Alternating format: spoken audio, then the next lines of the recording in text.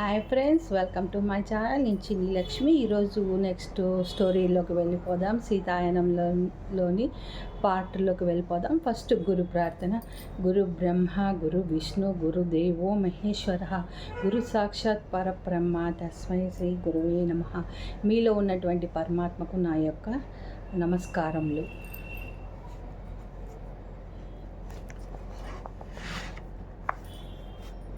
So వాళ్ళందరూ వెళ్ళిపోయేశారు. రాముడు, సీత, లక్ష్మణుడు ఎక్కడికి వెళ్ళారు?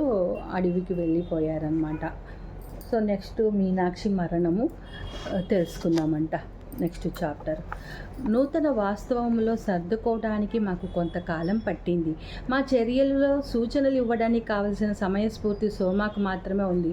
ఆ పవిత్ర జ్వాలను రక్షించడానికి మాలో ప్రతి ఒక్కరూ గడపవలసిన సమయాన్ని ఆమె కేటాయించింది. ఆమె మాత ప్రతిరోజు ఆ రోజు కోసం ధరించవలసిన దుస్తులు, ఆభరణాలు సిద్ధం చేయడము, ఆమె గదిని శుభ్రపరచడము, పువ్వులు ఉంచడము, ఏ పువ్వులు వంచాలో నిర్ణయించడము, ప్రతిరోజు చేసే పూజకు సహాయం చేయడం, అన్నింటికీ ఒక్కొక్కరిని కేటాయించింది.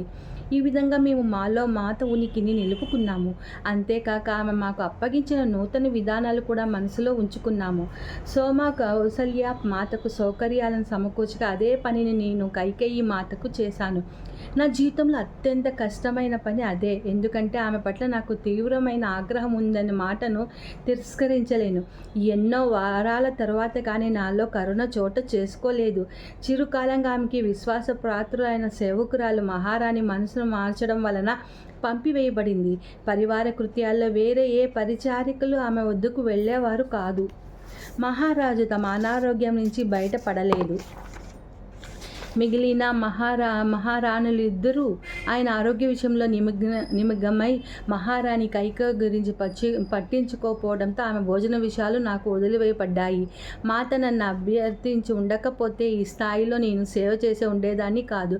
ప్రతి ఉదయం ఆమె తలుపులు కొట్టి బయటికి పిలిచి ఆహారం అందించేదాన్ని. చాలా గంటల తర్వాత నేను వచ్చిన దానిని తీసేది కాదు. ఒకానొక రోజు తలుపు ఉన్నట్లు అనిపించింది. జాగ్రత్తగా లోపలికి వెళ్ళి చీకటిగా ఉన్న గదిలోకి ప్రవేశించాను. నేను చుట్టూ చూశాను. ఆ గది మహారాణి పూర్తి గందరగోళంగా కనిపించాయి. ఆ క్షణంలో నేను ఆమె చేసిన పనులన్నింటినీ మర్చిపోయాను. మొదటిసారిగా నా హృదయంలో ఆమె పట్ల కరుణ ప్రవహించింది. అయితే మరీ దగ్గరగా వెళ్ళడానికి భయపడి కొంత దూరంలో ఉన్నాను. సోమ సూచించినట్లు నా కళ్ళు కిందకి దించుకున్నాను. మహారాణి నన్ను దగ్గరికి రమ్మని పిలిచింది. ఆమె నన్ను గుర్తుపట్టినట్లు కళ్ళు చికిలిస్తూ ప్రతిరోజు నాకు భోజనం తెచ్చేది నువ్వేనా అని అడిగింది. నేను తల ఊపాను. ఎవరు నువ్వు? కొత్త పరిచారికవా? నాకేం చెప్పాలో తెలియలేదు. నేను ఆమెకి ఇంకా అయోధ్య కొత్త అయినప్పటికీ నేను కొత్త పరిచారికను అనుకోను. హఠాత్తుగా ఆమె నన్ను ఎవరో గుర్తించింది. సీతతో మిథిల నుంచి వచ్చిన పరిచారికల్లో నువ్వు ఒకదానివి కదా అని అడిగింది. నేను తల ఊపాను. అయితే నువ్వు నా భోజనం పట్ల ఎందుకు శ్రద్ధ వహిస్తున్నావు? నేనేమో చేశానో నీకు తెలియదా? మీరు ఈ రాణిని వదిలి ఉండడానికి కారణం నేనే అని నీకు తెలియదా? ఆమె కంఠం విసురుగా, కోపంగా, నిర్లక్ష్యంగా ఉంది. నేను భయంతో వెనకకు జరిగాను. మహారాణి, నేను రాకుమారి సీత సూచనలను అనుసరిస్తున్నాను గొనిగినట్లు బదులిచ్చింది. ఆమె నిర్ఘాంతపోయినట్టు కనిపించింది. ఆ తర్వాత ఏడుస్తూ నన్ను వదిలిపెట్టనే అరిచింది. నాకు అంత ధైర్యం ఎలా వచ్చిందో తెలియదు, కానీ ఆ మాటలు నా నోటి నుండి వెలువడ్డాయి. మహారాణి, దయచేసి నన్ను గది శుభ్రం చేయనివ్వండి. మీరు స్నానం చేయటంలో, దుస్తులు ధరించడంలోనూ సహాయం చేయనివ్వండి. ఆమె ఏమీ మాట్లాడలేదు. ఆ గది చాలా రోజులుగా మూసి ఉండటం వలన భయంకరమైన వాసన వస్తున్నది. కానీ ఆమె మళ్ళీ నన్ను వదిలిపెట్టాను. అనవుగా నేను గబగబా యువతలకు వచ్చాను. నా నరాలన్నీ చెదిరిపోయినట్లు ఆయన వణికిపోతే నేను మాత యొక్క పవిత్ర జాల వద్దకు వెళ్ళాను. మాత, నేను ప్రయత్నిస్తున్నాను, నేను చేయగలిగింది చేస్తున్నాను, కానీ నేను ఆమెను చేరుకోలేకపోతున్నానని గొనుగుతూ చెప్తుండగా నా కళ్ళల్లో నీళ్లు కారాయి. నేను వాటిని తుడుచుకున్నాను. అప్పుడు నాకు, నువ్వు మాత కోరికను పూర్తి చేస్తున్నావా అని సోమ ప్రశాంతత స్వరంతో అనటం వినపడింది. ఆమె కిరాతుకురాలు, విషంతో నిండింది. నేను సోమతో కళ్ళు తుడుచుకుంటూ చెప్పాను. అయితే మాత నన్ను ఆమెకు సేవ చేయమని ఎందుకు చెప్పారో నాకు తెలియదు. ఆ కారణానికే.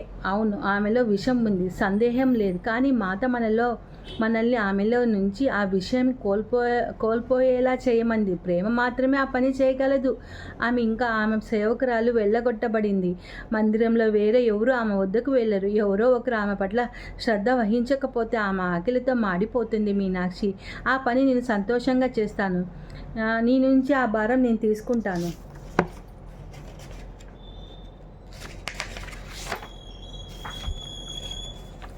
నేను తల పంకించి మాత నాకు ఇచ్చిన ఏ పనినైనా స్వీకరించడంలో నేను ఎప్పుడు ఓడిపోలేదు.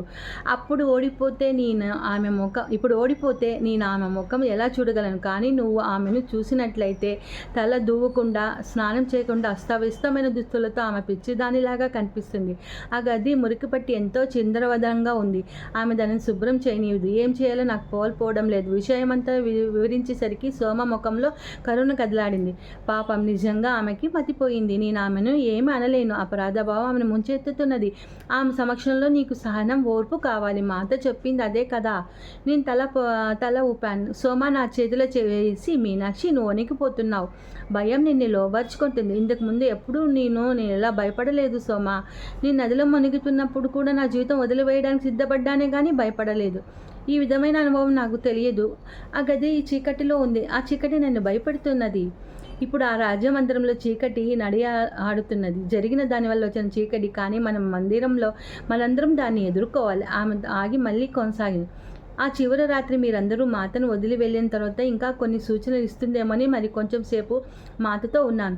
నేను రాబోయే ముందు జరిగిపోయే దాని పట్ల నీకు భయం వేస్తుందా అని అడగగా ఆమె ఏం చెప్పిందో తెలుసా? నేను తల అడ్డంగా ఊపాను. ఇవే ఆమె మాటలు. నేను వాటిని ఎప్పటికీ సోమ, ఈ మానవ శరీరానికి భయం కోల్పోవడం తెలుసు. అదేవిధంగా ధైర్యం, సాహసం, నమ్మకం కూడా తెలుసు. అది తాను ఎదుర్కొనే నిరోధాలన్నింటినీ అధిగమించగలరు. తండ్రి గారి దగ్గర నేను పొందిన జ్ఞానాన్ని ఉపయోగించి సమయము వచ్చింది. ఋషులు ఆశీర్వాదము ఫలించే సమయం కూడా. ఆ మాటలు నా వణుకుని నేను ఎంబదింపచేసే తర్వాత సోమ, జనక మహారాజు మనల్ని కూడా ఆశీర్వదించారు. ఆయన చివరి ఆశీర్వాదం నీకు గుర్తులేదా?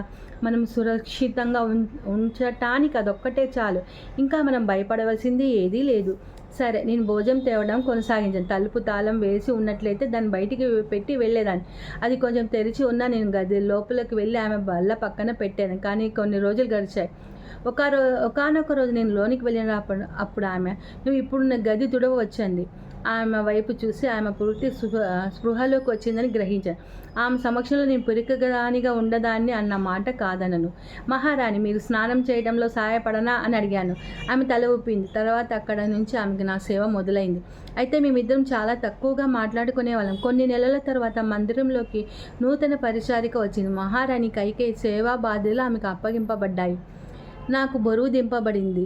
సోమ ఆ వార్త చెప్పడానికి నా వద్దకు వచ్చింది. అయితే నేను అక్కడ అవసరం లేదా అని అడిగాను కొంత సంకోచంతో. సోమ తల ఊపి, నువ్వు ఆనందిస్తావు అనుకోను, కానీ చూడబోతే విచారిస్తున్నావు. ఆమె పట్ల ఇష్టం పెంచుకున్నావా? నేను తల పంకించి, ఇప్పుడు నేను కూడా మాత దగ్గరకు ఓడిపోయినట్లే. నా పనిని అప్పగించింది ఆమెయే అని నిట్టూరించాను.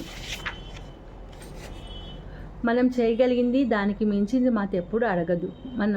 మాతయే ఆ కొత్త పరిచారికను ఏర్పాటు చేసి ఉంటుందని, దాంతో నువ్వు ఆ బాధ్యత నుండి తప్పించబడి ఉంటావని నేను అనుకుంటున్నా. ఆమె ఎట్లా చేయగలదు? ఆమె అక్కడి నుంచి దూరంగా ఉంది కదా. మీనాక్షి, ఆమె ఎప్పుడు దూరంగా లేదు. ఈ విషయం నీకు అనేక సార్లు చెప్పాను. ఆమె ఎరుకతో ఉన్నది. జరుగుతున్న ప్రతిదాని పట్ల ఆమె ఎరుకతో ఉంటుంది. నేను అనేక సార్లు చూశానని చెప్తుందనమాట సోమ.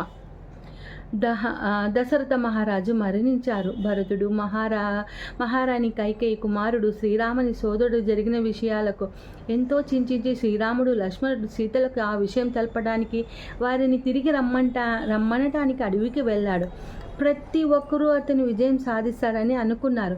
బహుశా వాళ్ళు ఇప్పుడు తిరిగి రావచ్చు. మహారాణి కైకేయి తన చర్యలకు పశ్చాత్తాప పడుతున్నట్టు కనిపిస్తుంది. బహుశా ఆమె వారిని స్వాగతించవచ్చు అని నేను సోమతో అన్నాను. సోమ తల మీద కొట్టుకుంటూ, నాకు వారు తిరిగి రారు, వారి పని ఇప్పుడే మొదలవుతుంది అన్నాను. నేను నా ఆశను నిలిపి ఉంచాను. కానీ అరణ్యం నుంచి భరతుడు ఒక్కడే తిరిగి వచ్చాడు. రాజ్యమందిరంలో మళ్ళీ విచారం స్థిరపడింది. సోమ ఒకటే కాస్త నవ్వు ముఖంతో తిరిగేది. అయినా వాళ్ళని తీసుకురాలేకపోయినా నువ్వు ఇలా నవ్వుతున్నావు సోమ అని ఆమె అడిగాను. కానీ అతను ఆ పని చేశాడు. మాత, శ్రీరాముడు ఈ రాజ్యంలో తన ఉనికిని నిలిపి ఉంచుతాడు. అయోధ్యని బలహీనపరచడానికి ప్రయత్నించే శక్తుల నుండి రక్షిస్తాడు. ఆమె చెప్పిన విషయం నీకు గుర్తు లేదా? ఇప్పుడు అదే జరిగింది. ఆయన సింహాసనంపై కూర్చోవడానికి తన పాదకులు పంపాడు. ఇక్కడ మాత ఉనికి లాగిన ఆయన ఉనికి కూడా ఉంది. అది నువ్వు అనుభూతి చెందటం లేదా మీనాక్షి? అని అయోధ్యకు గొప్ప ఆశీర్వాదము. నేను ఆమె వైపు చిన్నబుచ్చుకున్నట్లు చూశాను. పవిత్ర జ్వాల ముందు నిలబడింది. మాత నేర్పిన మంత్రాలను ఉచ్చరించే మాత ఉనికి అనుభూతిని చెందడానికి ప్రయత్నించాను. అయితే నేను ఆమె నవ్వు, జాగ్రత్త, ప్రేమ లోతును మాత్రమే భావించగలిగాను. రోహణ ఉషల విషయంలో కూడా అంతే. ప్రతిరోజు మాత చెప్పినవన్నీ మేము చేస్తున్నప్పటికీ మా జీవితంలో నుంచి ఆ అర్థం లాక్కొనబడినట్లు కనిపించింది. ప్రతి రాత్రి మేము ఆమెతో ఆ రోజంతా మందిరంలో జరిగినవన్నీ చెప్పేవాళ్ళం. మహారాణుల సంగతి, సోదరుల విషయం, ఊర్మిళ విషయం చెప్పేవాళ్ళం. చెప్పవలసిన విషయాలు ఏమీ లేకపోవడంతో మేము ఆమె ఆలోచనలను కలలు చెప్పేవాళ్ళం. సోమ ఒకటే మాత నుంచి సందేశం అందుకున్నట్టు కనిపించేది. అప్పుడప్పుడు సుదూరంగా అరణ్యంలో జరుగుతున్న విషయాలను ఆమెకు చెప్పేది. నీకు ఇది ఎలా తెలుసని అడిగాను నేను ఒకసారి. నీకు గుర్తు లేదా? ఆ మాత మనతో అగ్నిదేవుడు ఆ జ్యోతిని తన సందేహాలు తన వద్దకు తెస్తాడని చెప్పలేదా? ఆయన అదే చేస్తున్నాడు. ఆ జ్వాల మాత ఇచ్చిన పవిత్ర వరం. దూరం అనేది పట్టించుకోవాల్సిన లేదు. ఆమె మన అందరికీ సందేశాలు పంపుతూనే ఉంది. కానీ ఆమె మనసు శాంతపరచడం వినటము మీరు నేర్చుకోలేదు మీనాక్షి. ఆమె చెప్పింది నిజమే. నేను ఏ సందేశాలను అందుకోలేదు. సోమ కథలు చెప్తున్నది ఏదైనా అద్భుతం ద్వారా ఆమె మాత నుంచి ప్రత్యేకంగా సందేశాలు తీసుకుంటుందో నాకు తెలియదు. అది నేను పట్టించుకోవలసిన అవసరము విషయము కాదు. రోహణ, ఉష, నేను మాత ప్రయాణం యొక్క కథల కోసం ఆతృకంగా ఎదురు చూసేవాళ్ళం. మేము వాటిని నమ్మేవాళ్ళం. ఒకానొక రోజు మాత వెళ్ళిన 3 సంవత్సరాలకు రోహణ ఆ పవిత్ర జాల వద్ద కూర్చొని ఏడవటం నేను చూశాను. ఆమె తన సోదరి మిథులలో తీవ్ర అనారోగ్యంతో ఉందని కబురు ఉంది. నేను ఆమెను ఓదార్చించడానికి ప్రయత్నించాను, కానీ ఫలితం లేదు. మేమేం చేయగలము? ఆ తలరాత మా చేతిలో లేదు. మిథులకు తిరిగి వెళ్ళే విషయం మాకు స్వంతంగా నిర్ణయించలేదు. నేను ఆ విషయం ఆమెకు వివరిస్తుండగా సోమ వచ్చింది. ఆమె విషయాన్ని అర్థం చేసుకుని మహారాణి కౌసల్యతో మాట్లాడి ఏర్పాటు చేయగా రోహణ మిథులకు తిరిగి వెళ్ళటానికి నిశ్చయింపబడింది. మేమందరం ఒక కుటుంబంలా మారాను. ఆమె సోదరి విదేశాలలో ఉండి అక్కడికి వెళ్ళవలసి రావడం మా బృందంలో ఒక వెలితిని ఏర్పరిచింది. నాకు కూడా వెళ్ళాలనిపించింది అనే విషయాన్ని ఒప్పుకోవడానికి నాకు సాహసం చాలలేదు. అనేక రాత్రులు నాకు ఆ రాజప్రసాదం తిరిగి వెళదామా అనిపించేది. కానీ మాత లేకుండా జనక మహారాజు వనవాసంలో ఉండగా అక్కడ ఇదివరకట్లా ఉండదు. మేము గతాన్ని తిరిగి సృష్టించలేము. అది ముగిసిపోయింది. అయినా నేను ఆ రోజుల కోసం ఎదురు చూస్తున్నానని ఈ మీనాక్షి అనుకుంటున్నది. 2 ఏళ్ల తర్వాత ఉష వెళ్ళింది. ఆమె మిథులలోని ప్రశాంతత, ఉల్లాసాల కోసం కాక దేవలోకాలకు ప్రశాంతత కోసం వెళ్ళింది. ఆమె అనారోగ్యానికి గురై హఠాత్తుగా మరణించింది.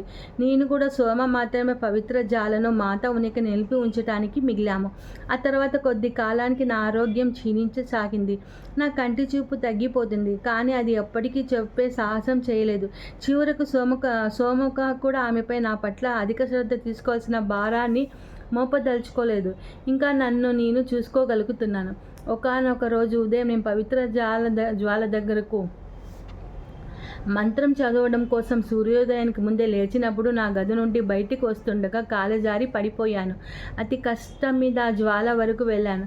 అక్కడ సోమ ఉంది. ఆమె నాకంటే ముందే వచ్చింది. ఉదయం పూట అది నా పని కావడంతో నేను ఆమె వైపు ఆశ్చర్యంగా చూశాను. ఆమె సాయంత్రాలు రాత్రులు ఆ పని చూడాలి. నువ్వు ఇక్కడే ఉన్నావా అడిగాను నేను. నీకు బాగోలేదు అని అనిపించింది, అందుకే నేను వచ్చాను అని ఆమె బదులిచ్చింది. మేమిద్దరం అక్కడే నిలబడి మంత్రాలు చదివాము. ఆ తర్వాత నేను నా గది వైపు వెళ్ళడానికి తిరిగాను. నేను నీకు తోడు వస్తాను, ఉండు అంది ఆమె. ఆ తోడ్పాటుకు కృతజ్ఞతతో నా చేతిని ఆమె భుజంపై ఉంచాను. ఆమె నన్ను నా గది వద్దకు తీసుకొని వెళ్ళి రోజంతా అక్కడ ఉండి విశ్రాంతి తీసుకోమని, నా పనులు తానే చేస్తానని చెప్పింది. నేను వారించినా వినకుండా నాకు భోజనం తీసుకొచ్చి రోజంతా నన్ను కనిపెట్టుకొని ఉంది. ఆ సాయంత్రం నా దగ్గర కూర్చోడానికి వచ్చింది. నీ దృష్టి మందకిస్తుంది కదా మీనాక్షి. నీ తల ఊపాను. ఎప్పటి నుంచో ఎలా ఉంది?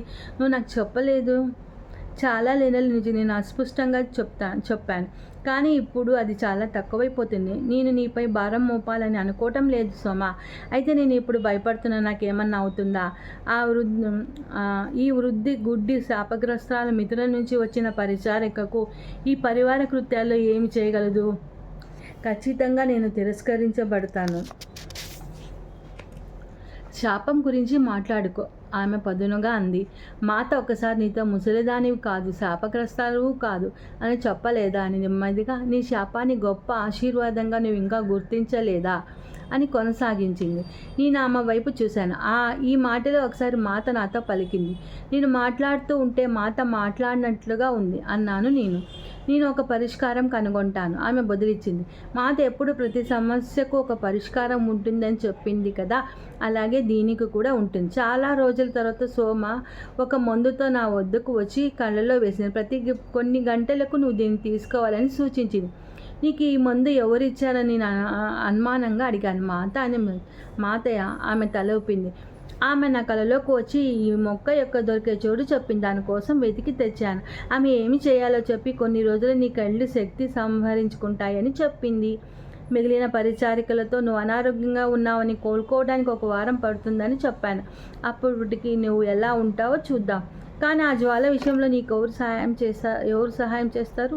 నాకు సహాయం అవసరం లేదు. అయినా నిజం ఏమిటంటే ఆ జ్వాలకు మన మంత్రాలు అవసరం లేదు. మనం ఆమెతో మన బంధాన్ని అనుభూతి చెందడం కోసం మాత అలా చేసింది. మాత ఇచ్ఛా ద్వారా ఆ జ్వాలను ప్రత్యేకరించబడినది. ఆమె తిరిగి వచ్చే వరకు ఆమె ఇచ్ఛా ద్వారానే అది నిలిచి ఉంటుంది.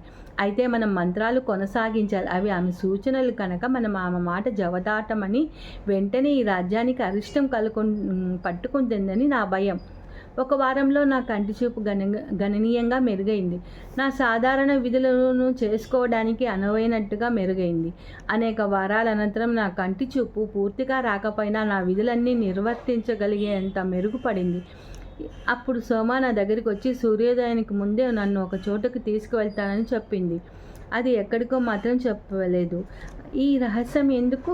ఆశ్చర్యపరచడం కోసం, ఈ హృదయానికి ఉల్లాసం చేకూర్చే ఒక విషయం.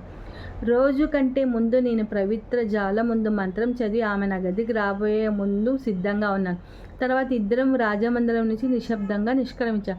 ఆమె నన్ను సరియు నది వైపు తీసుకువెళ్తుంది.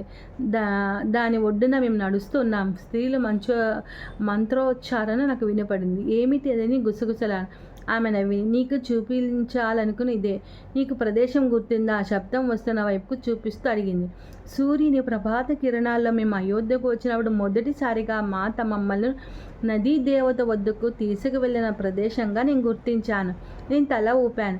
ఇక్కడ మాత నదీ దేవతలతో ఆడుకుంటుంది.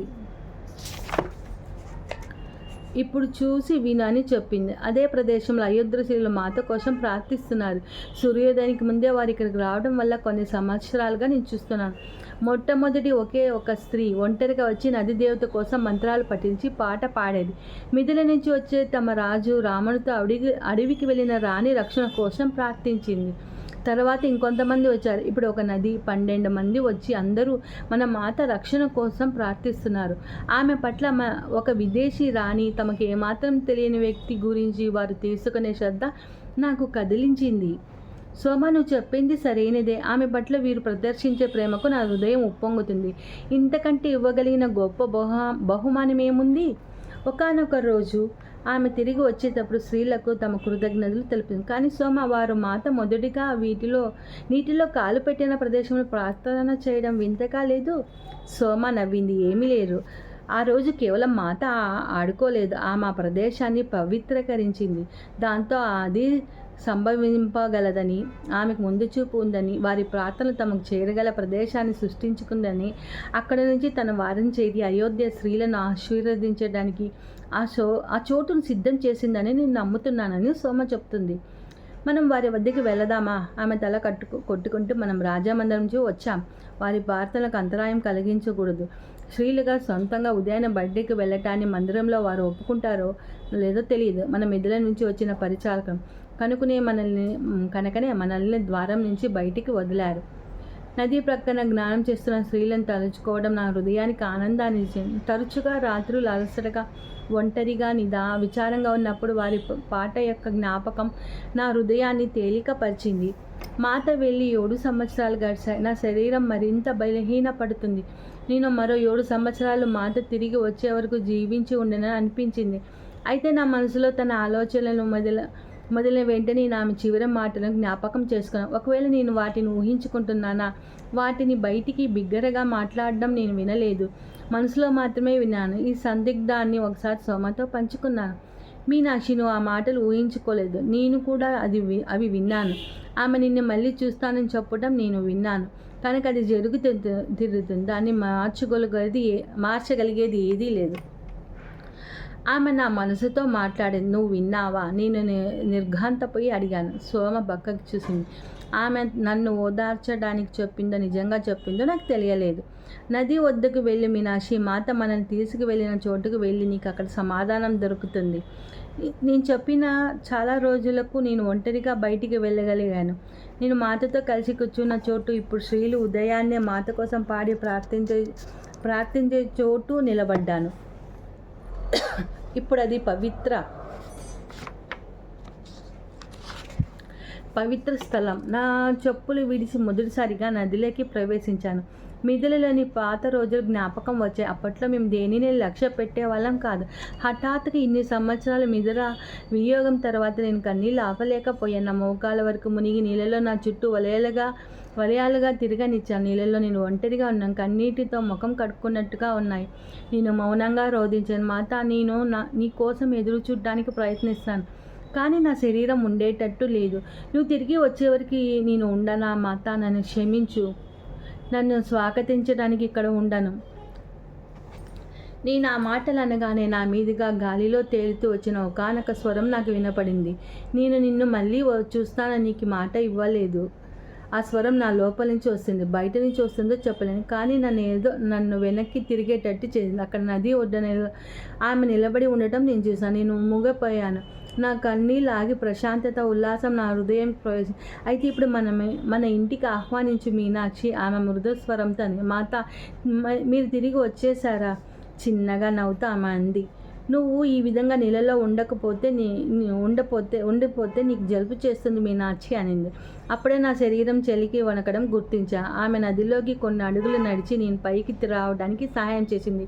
ఆ తర్వాత తన శాలువా తీసి నా చుట్టూ కప్పింది. నేను ఆమెకు నా కృతజ్ఞతలు తెలిపాను. నా ప్రేమ వ్యక్తీకరించాలి, శాశ్వతం వరకు నేను ఆమె సేవిస్తానని చెప్పాలి. కానీ నా నోటి మాటలు రాలేదు. అసలు ఏ శబ్దమూ రాలేదు. నేను ఆ ప్రేమ స్వీకరించడానికి తల ఊపి, నేను నీతో ఉన్నానని తెలుసుకోవడానికి నువ్వు ఈ శరీరాన్ని చూడవలసిన లేదు, ఈ జన్మకు కాదు, ఎప్పటికీ. తర్వాత పెద్ద నవ్వుతో ఆమె వెనక తిరిగి చిన్న చెట్టు గుంపులోకి నడిచి వెళ్ళింది. నేను అనుసరించడానికి ప్రయత్నించాను, కానీ కదలలేక ఆమెను చేరలేదు. కొన్ని నిమిషాల తర్వాత నేను ఆ చెట్టు దగ్గరికి నడిచి వెళ్ళాను, కానీ ఆమె నాకు కనపడలేదు. జరిగిన దానికి అయోమయానికి గురై కొన్ని నిమిషాలు అక్కడ నిలబడిపోయాను. తర్వాత నెమ్మదిగా మందిరానికి తిరిగి వచ్చాను. సోమ నన్ను చూస్తూ, మీనాక్షి, మాత శాలువా నీకు ఎలా వచ్చింది అని అడిగింది. నేను నది నుంచి బయటికి వచ్చేసరికి పూర్తిగా తడిసిపోయి ఉండడం చూసి మాత ఆ శాలువాను నా చుట్టూ కప్పింది. నాకు జలుబు చేస్తుందేమో అంది. ఆమె తన భుజాలించి తీసి దాన్ని నా చుట్టూ తానే స్వయంగా కప్పింది. నాతో రా అంటూ సోమ నా చేయి పట్టుకొని మాత గది వైపు తీసుకెళ్ళింది. ఆ రోజు ఆమె కోసం తీసిపెట్టిన శాలువా ఇదే. మిగిలిన దుస్తులన్నీ ఉన్నాయి, కానీ అది కనిపించటం లేదు. నువ్వు ఈ గదిలోకి వచ్చి దాన్ని తీసుకోలేదు కదా, ఖచ్చితంగా చెప్పగలవా? సోమాని నా విధంగా ఎప్పుడైనా చేశానా? నేను బాధపడుతూ అన్నాను. ఆమె ఆ విధంగా భావించినందుకు భయపడ్డాను. ఆమె ధరించిన దుస్తులు అవే. చూడు, ఆ దుస్తుల అంచులు తడిగా ఉన్నాయి. ఆమె నీటి అంచు నిలబడి ఉంది. ఆమె దుస్తులు ఇక్కడే గదిలో ఉంటాయి, ఎలా తడుస్తాయి? ఈ శాలువా ఇక్కడ పెట్టి ఉంటే అది మాత ఎలా వేసుకుంది? నాకు అర్థం కాలేదు. ముఖంలో నవ్వు కదలాడుతుండగా సోమ తల పంకించి నిదానంగా జవాబు చెప్పింది. ఇప్పుడు నాకు తెలిసింది. నీ అనుభవం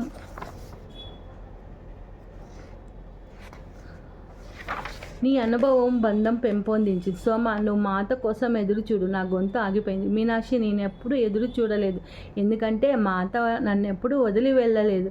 నా వైపు స్థిరంగా చూస్తూ చెప్పింది సోమ. నేను నవ్వాను. సోమ మా మిగిలిన వాళ్ళలాగే కాదు, ఆమె ఒక మర్మం, నేను ఎప్పటికీ గ్రహించలేని ఈ మర్మం. అయితే ఆమె మాటలు నన్ను తేలికపరిచాయి. ఈ ప్రపంచంలో నేను కళ్ళు మూసే ముందు విన్న చివరి మాటలు అవే. ఒకానొక జన్మ అంతమైనప్పుడు మట్టిలో తన ముద్రలు వదిలి మరో జన్మ తీసుకుంటుంది.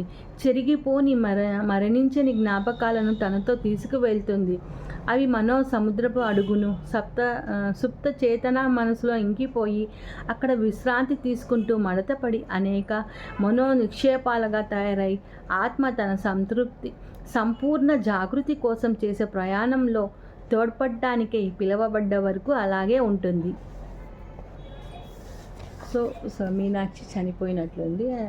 నెక్స్ట్ చాప్టర్లో చూద్దామంట. భాగం 2 అని ఉంది నెక్స్ట్. సో మీనాక్షి అక్కడ వరకు తన చాప్టర్ క్లోజ్ చేసింది.